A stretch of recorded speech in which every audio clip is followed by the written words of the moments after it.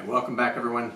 So today we're going to do a review on one of my favorite X-Men villains from the Marvel Universe, Mr. Sinister. We're going to do kind of just an overview of the design and the concept and just kind of the architecture, how they put it together. But right after this.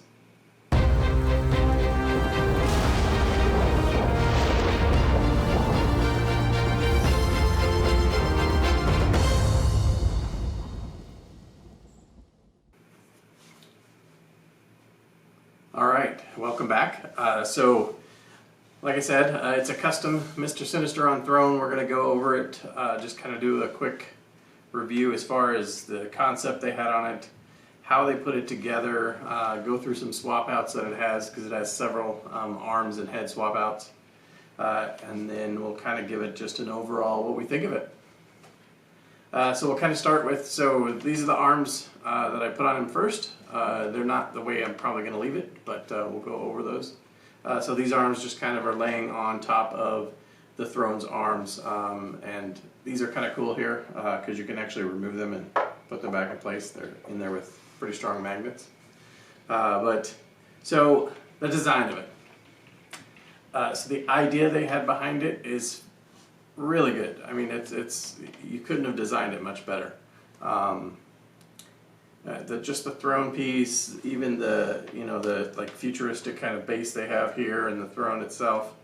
The design is the idea of it, the concept is really good. And then you got Wolverine's hand with his claws in here, and then Cyclops, his head over here. I believe these are from the Age of Apocalypse storyline.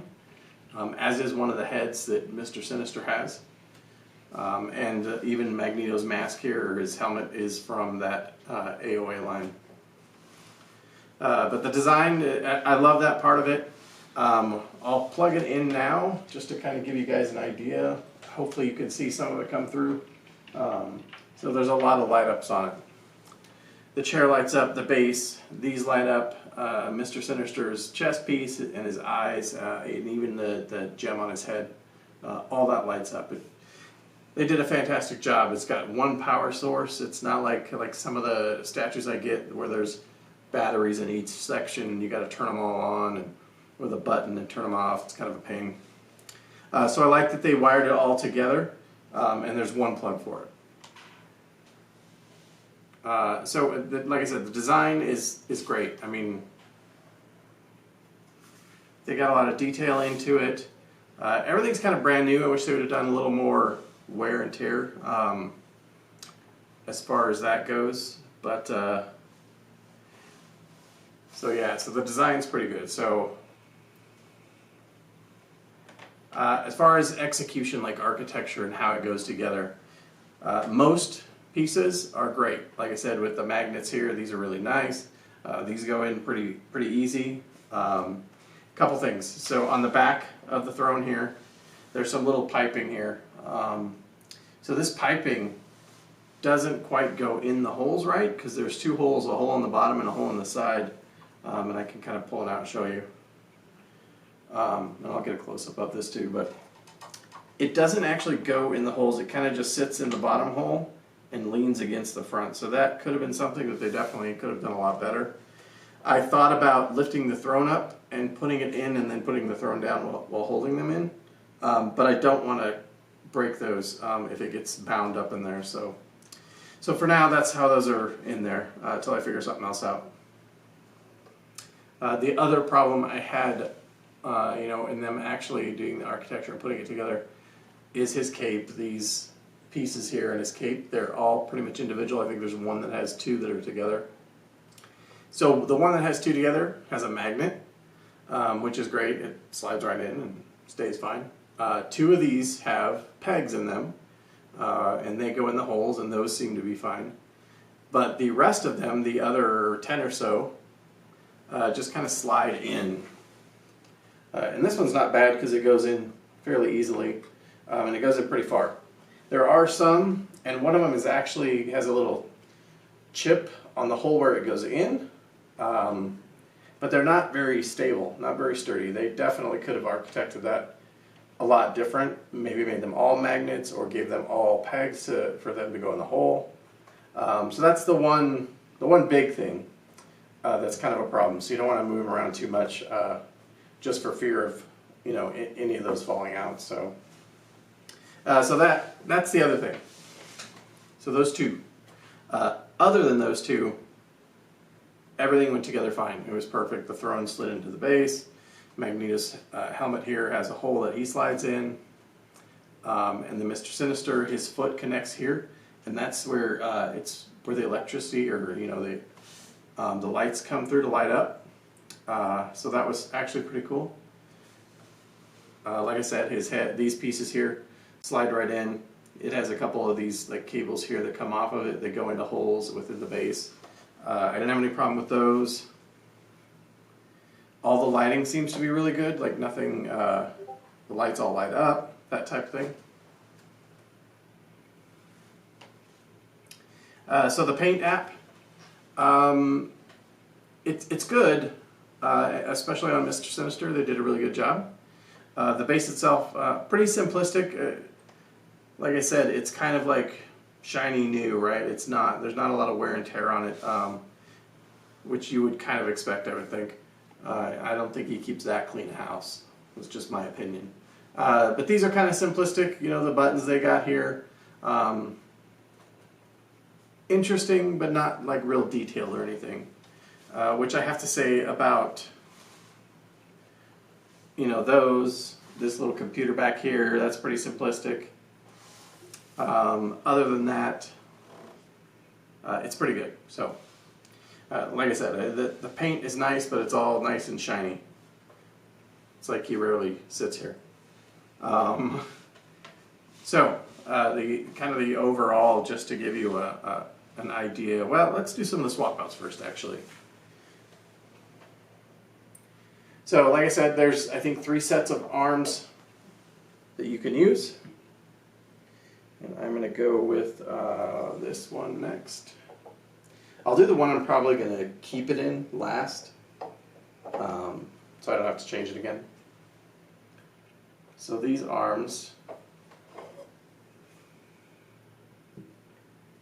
and this one, I actually like this one too. It's pretty cool. Like I think you have to get a couple of them to display them the way you want them.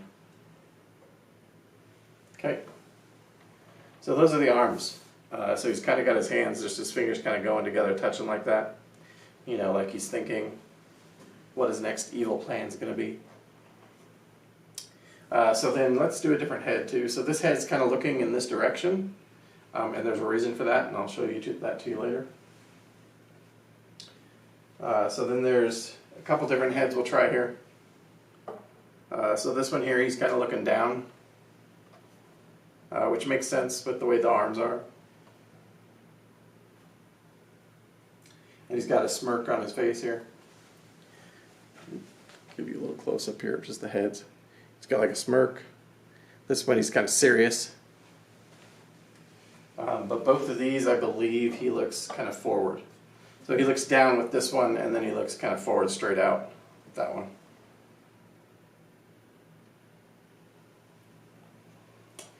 All right. So he's got another head here. We'll put this head on before we swap the arms.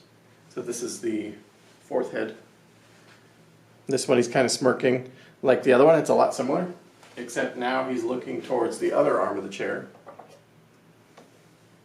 And I'll show you the reason for that. These magnets are pretty strong on the arm.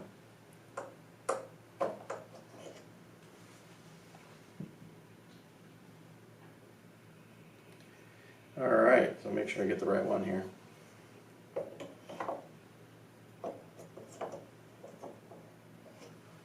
Spin it around so I can see it.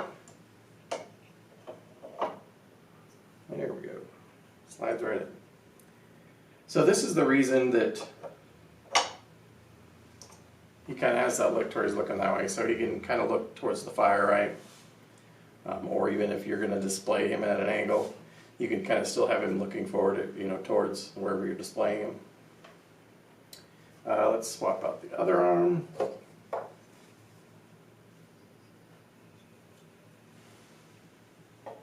And again, these are the arms I'm probably going to display him with.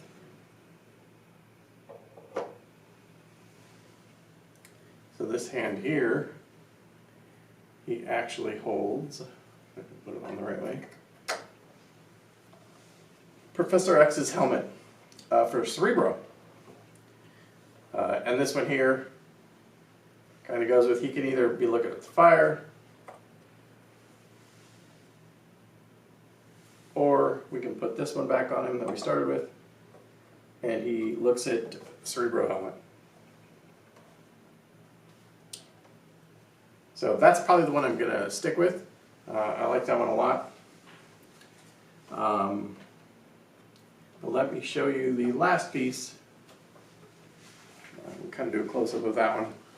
So this is the Age of Apocalypse head, where he has the long hair. And this one he looks down as well. So it would go with the arms that kind of have his fingers together usually. Makes more sense that way. So, but the way I'm going to display him, more than likely, is with the smirking head where he's looking at Professor X's Cerebro helmet. So yeah, so those are the swap outs for it. Again, let me kind of plug it in here. This is the one bad thing about these, but again, it's way better than having to push 10 buttons to try and turn the lights on, right? Maybe that's an exaggeration, but yeah, so his eyes light up. You probably can't see it too well in the camera right now, but I'll add some pictures as far as, you know, with the lights off or something.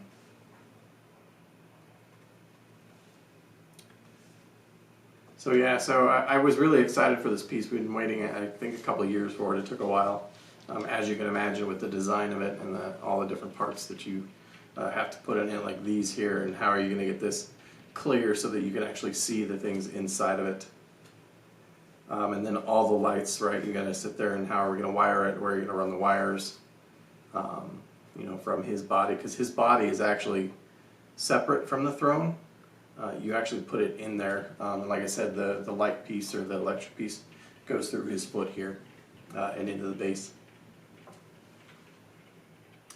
So the idea behind it and the concept is really good. I mean, I really like it. It's definitely out of the box kind of thinking, in my opinion. And again, this is one of my favorite characters, and he's only been done maybe one other time in a quarter scale, and that's what this is a quarter scale.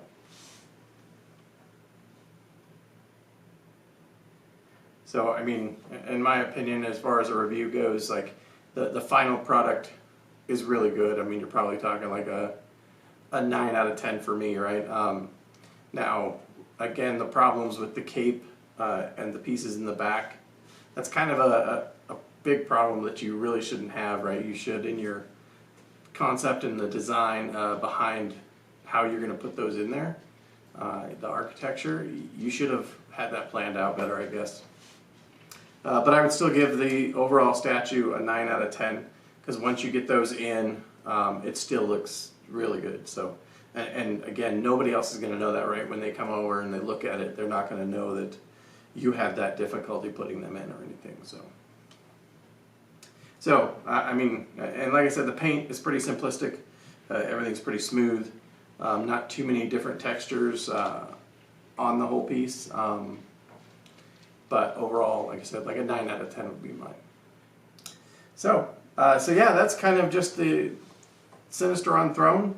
Mr. Sinister, like I said, is a villain of the X-Men the majority of the time. Yeah, one of my favorites. So yeah, I'll definitely be keeping this one. Again, please, I've been getting some more subscribers. I need to get a lot more though. I'm probably going to be doing some sort of giveaway, a small giveaway to get to like maybe 250, and then at 500 we'll have another one, and 1,000 and we'll have like a full statue. So yeah, so please subscribe, hit that bell so you get notified when I upload new videos. Thanks for coming, everyone.